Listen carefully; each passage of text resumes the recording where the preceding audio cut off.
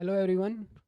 आइए आज हम डिस्कस करते हैं कुछ ऑब्जेक्टिव क्वेश्चंस जो कि सैनिक स्कूल के एग्ज़ाम के पॉइंट ऑफ व्यू से बहुत इंपॉर्टेंट हैं। बड़े बेसिक से क्वेश्चंस हैं और ये जो क्वेश्चंस आज हम डिस्कस कर रहे हैं वो ह्यूमन बॉडी के ऊपर बेस्ड क्वेश्चंस हैं। तो आइए सबसे पहले कि इनमें से कौन सा डिजीज़ है जो कि एक डेफिशिएंसी डिजीज़ है। तो बच्चों, अगर डेफिशिएंसी डिजीज़ की बात की जाए तो इसके अंदर टीबी है, मलेरिया है, पोलियो है। ये डिफरेंट डिफरेंट रीजन्स हैं इनकी बीमारियों के होने के। मरासमस एक ऐसी बीमारी है जो कि किसी न्यूट्रिएंट की कमी से होता है। बेसिकली कार्बोहाइड्रेट की अगर बॉडी के अंदर इनटेक कम है तो उसकी कमी से क्या डिजीज़ हो जाएगा, मरासमस। अब इनमें से आप नेक्स्ट क्वेश्चन में देखिए कि कौन सा इनकरेक्ट मैच है कि ये यहाँ पर एजेंट लिखे हुए हैं और उसके द्वारा होने वाली बीमारी है। फॉर एग्जांपल एयर से के अंदर इन्फ्लुएंजा जो वायरस है वो फैलता है और इन्फ्लुएंजा बीमारी रहती है।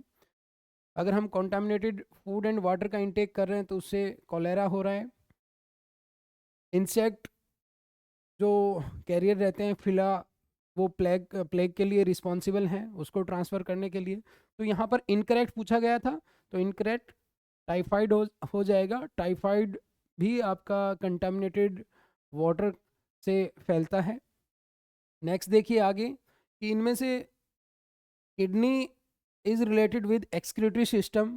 तो इंटेस्टाइन किससे रिलेटेड होगा? तो बच्चों, इंटेस्टाइन किससे रिलेटेड होगा? डाइजेस्टिव सिस्टम से रिलेटेड रहेगा। ह्यूमन बॉडी के अंदर जो ब्लड का फॉर्मेशन है वो कहाँ पर होता है? ब्लड का फॉर्मेशन क्या किडनी में होता है? नो। क्या ब्रेन के अंदर होता है? नो। बच्चों, ह्यूमन के अंदर जो ब्लड का फॉर्मेशन है वो बेसिकली बोन मैरो के अंदर होता है। तो इसका करेक्ट आंसर क्या हो जाएगा? Bone marrow. Human body is made up of different parts. तो ह्यूमन बॉडी अलग अलग पार्ट से बनी हुई होती है। कौन से पार्ट से बनी हुई होती है? क्या स्किन से बनी होती है? केवल और केवल स्किन रिस्पॉन्सिबल है? क्या हार्ट अकेले से ह्यूमन बॉडी बन जाता है? क्या माउथ अकेले से ह्यूमन बॉडी बन जाता है? नो। ये सभी क्या हैं? ऑर्गन्स हैं। तो ह्यूमन बॉडी किससे बनता है? डिफरेंट ऑर्गन्स से मिलके एक ऑर्गेनिज्म का फॉर्मेशन होता है। तो यहाँ पर करेक्ट आंसर हो जाएगा आपका different organs. Which of the following is harder than the bone? इनमें से हार्ड क्या है जो बोन से भी मजबूत रहे? क्या ribs? No. Blood vessels? No. Intestine? No. So correct answer is enamel. Enamel कहाँ पर पाया जाता है? टीथ के अंदर। जो आपका टूथ है उसके अंदर जो कवरिंग है that is made up of the animal. Iron is essential for. Iron किस चीज़ के लिए ज़रूरी है? देखिए बच्चों, आपके डाइट के अंदर जो ग्रीन वेजीज हैं उनका कंपोनेंट होना बहुत ज़रूरी है क्योंकि उनके अंदर आयरन रहता है। और वो आयरन किस बात के लिए ज़रूरी है? क्या केराटिन के लिए एसेंशियल है? क्या यूरिया के लिए? क्या albumin? No. The correct answer would be for the human haemoglobin. जो ह्यूमन हीमोग्लोबिन है, जो जिसके द्वारा जो आरबीसीज हैं ऑक्सीजन को बाइंड करके पहुंचाती हैं। आगे हम क्वेश्चंस में इसके ऊपर भी क्वेश्चंस देखेंगे। लेकिन आयरन इनमें से किसके लिए एसेंशियल है, किसके लिए सबसे ज़्यादा ज़रूरी है? That is for the haemoglobin. Urea के अंदर क्या होता है? Urea is a nitrogenous compound. Okay, इसके ऊपर भी क्वेश्चन बन सकता है। Which of the which of these can prove to be fatal? Fatal का मतलब जो घातक आपके लिए खतरनाक हो सकता है। इनमें से कौन सा काम अगर आप कर रहे हैं तो वो आपके लिए प्रॉब्लमेटिक हो सकता है? तो देखिए इसके अंदर कीपिंग क्वाइन इन माउथ। कि अगर आप माउथ में क्वाइन ले रहे हैं that can be dangerous one. Yes, it can be an option. Playing with a ball? No, obviously ये नहीं होगा, हम बॉल से खेलते हैं। All of these? No. Playing in the ground? No, it can not be fatal. तो मुंह के अंदर कॉइन को रखना बच्चों के लिए हानिकारक हो सकता है। It can lead to the problems. Which of following organ is not present in pairs? कि बच्चों, इनमें से आपको ये बताना है कौन सा ऑर्गन है जो कि पेयर के रूप में नहीं होता है। क्या लंग्स पेयर में नहीं होते? नो, लंग्स पेयर्स में होते हैं। नोट मतलब वो बताना है जो पेयर्स में नहीं होते हैं। आंखें भी पेयर में होती हैं, किडनीज भी पेयर में होती हैं। There are the two kidneys. तो सिंगल जो ऑर्गन प्रेजेंट होता है ह्यूमन बॉडी के अंदर, दैट इज हार्ट। हार्ट अकेला एक ऑर्गन है जो कि सिंगल फॉर्मेट में रहता है। ठीक है बच्चों, तो आगे देखिए, स्टडी द गिवन रिलेशनशिप। ये जो दिया हुआ रिलेशनशिप है उसको आपको स्टडी करना है। Blood is related to heart and heart is related to blood vessels. Yes, जो आपका हार्ट है वो एक पंपिंग ऑर्गन है, पूरे शरीर के अंदर ब्लड पहुंचाने का काम करता है। और जो ब्लड है वो किसके द्वारा फ्लो करता है? आयोटा। आयोटा से ब्लड वेसल्स के थ्रू हमारी पूरी बॉडी के अंदर मूव ऑन करता है। तो अब देखिए इसके अंदर जो राइट अप्रोप्रिएट आंसर क्या बन सकता है आपके लिए, वो देखते हैं। Nose, lungs and intestine. देखिए बच्चों, नोज जो हमारा रेस्पिरेटरी सिस्टम के अंदर काम आता है, लंग्स ऑब्वियसली रेस्पिरेशन के लिए भी हम काम कर रहे हैं, और कुछ ना कुछ जो CO2 है जो कि वेस्ट है हमारी बॉडी के अंदर उसको बाहर निकालने के लिए भी हम लंग्स का प्रयोग कर रहे हैं। इंटेस्टाइन, इंटेस्टाइन डाइजेशन के अंदर मदद करता है। तो ये आपस में रिलेटेड, ठीक है, डिफरेंट ऑर्गन्स हैं बट रिलेटेड नहीं है एक दूसरे से, कि एक ही प्रकार के ऑर्गन सिस्टम को ये बनाने वाले नहीं हैं। Spinal cord, teeth, intestine, no they are also not related. जैसा कि ब्लड, हार्ट, ब्लड वेसल्स हैं उस तरीके से रिलेटेड नहीं है। Kidney, lungs and skin. Kidneys का काम क्या होता है बच्चों? एक्सक्रीशन करने का, और लंग्स रेस्पिरेशन में भी काम करते हैं और CO2 को बाहर निकालने का काम करते हैं। स्किन, स्किन के अंदर से भी क्या वेस्ट, आपका जो पसीना है वो शरीर से बाहर निकलता है स्किन के थ्रू, तो ये भी एक्सक्रीशन का काम हो गया एक तरीके से।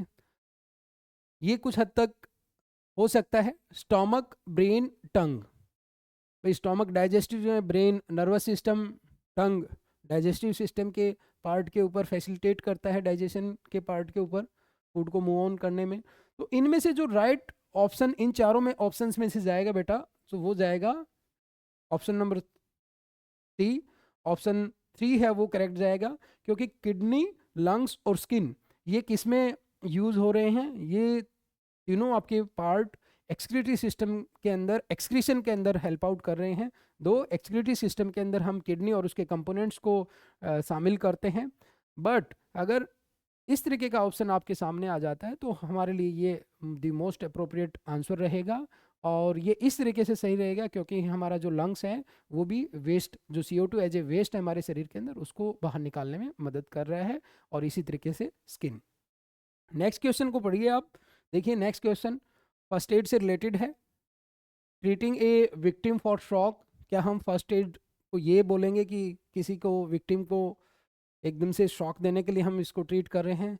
असेसिंग ए विक्टिम्स वाइटल साइंस, कि उसके BP एंड हार्ट बीट क्या है वो चेक करने के लिए फर्स्ट एड यूज उसको बोलेंगे। First help given to victim of an accident.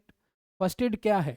किसी भी व्यक्ति को जिसको पहला जो ट्रीटमेंट दिया जाता है जब एक्सीडेंट हो जाता है तो उसको हम फर्स्ट एड बोलते हैं। So right answer will be the 3 option.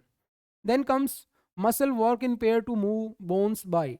जो ये मसल्स हैं वो किस तरीके से वर्क करती हैं? वो पेयर में वर्क करती हैं। ओनली क्या उनके अंदर कॉन्ट्रैक्शन ही होता है?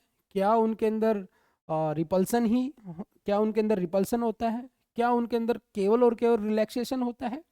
ओके, क्या उनके अंदर कॉन्ट्रैक्शन एंड रिलैक्सेशन?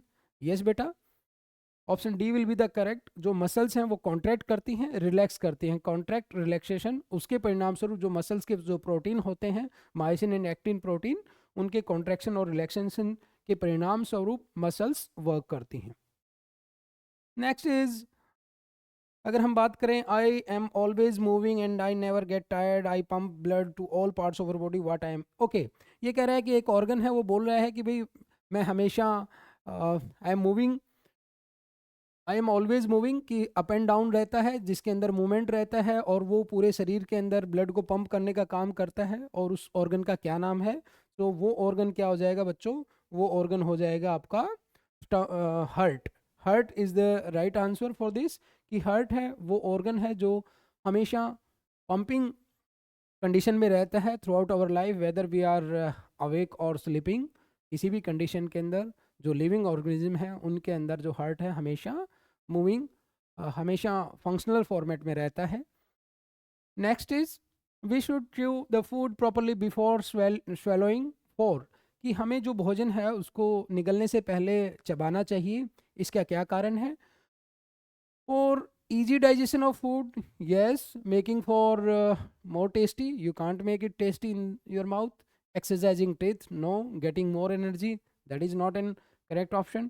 So यहाँ पर the most करेक्ट जो ऑप्शन है, जो राइट आंसर है, that is easy digestion of food. जितना भोजन को आप चबाकर खाएंगे उतना ही आपको डाइजेस्ट करने में इजी रहेगा। Next is the flow of diagram given below represent which one of the following system. तो यहाँ पर ये दिखा रहा है कि आपके सामने ये एक फ्लो डायग्राम दिखाया गया है। माउथ है, माउथ के बाद में आपका फूड पाइप है, फिर स्टमक, स्मॉल इंटेस्टाइन, और यहाँ पर बीच में एक एरो आना चाहिए, stomach, small intestine, then large intestine. ये किस को रिप्रेजेंट कर रहा है? ये आपका डाइजेस्टिव सिस्टम को रिप्रेजेंट कर रहा है। That is the correct flow for the digestive system. Functional unit of excretory system, जो हमारा एक्सक्रीटरी सिस्टम है उसकी फंक्शनल यूनिट क्या है?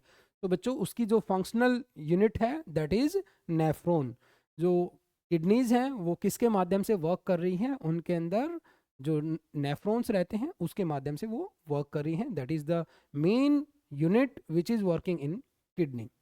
विच one of the following forms the upper limbs. Upper limbs को हम क्या बोल रहे हैं? That is they are called as the arms, उनको हम आर्म बोल रहे हैं। Next question, which of the following is not kept in first aid box. First aid box के अंदर क्या नहीं रखेंगे? कैंडल रखते हैं, safety pins, knife, button is not, it will be the जो हम इसके अंदर फर्स्ट एड बॉक्स के अंदर नहीं रखते हैं। Thinking and memory is the function of, सोचने और विचार करने का काम किसका है बच्चों? ब्रेन का है। Asthma usually occurs due to, okay, asthma जो है वो अटैक, अस्थमा का अटैक कब आता है? That is due to indigestion, no. That is the incomplete respiration, no at all. That is the viral infection, no. Correct will be the allergic reaction. जिन लोगों को, जो अस्थमेटिक पर्सनस हैं, they are more prone to allergy, और उसकी वजह से उनको अस्थमेटिक अटैक आ सकता है। We take oxygen that our body needs from air and put it in your bloodstream. We take that your body needs from air, कि हम बाहर से वो चीज़ लेते हैं एयर से और उसको ब्लड स्ट्रीम में डालते हैं। We also take carbon dioxide that is in your blood and send it to out of your body.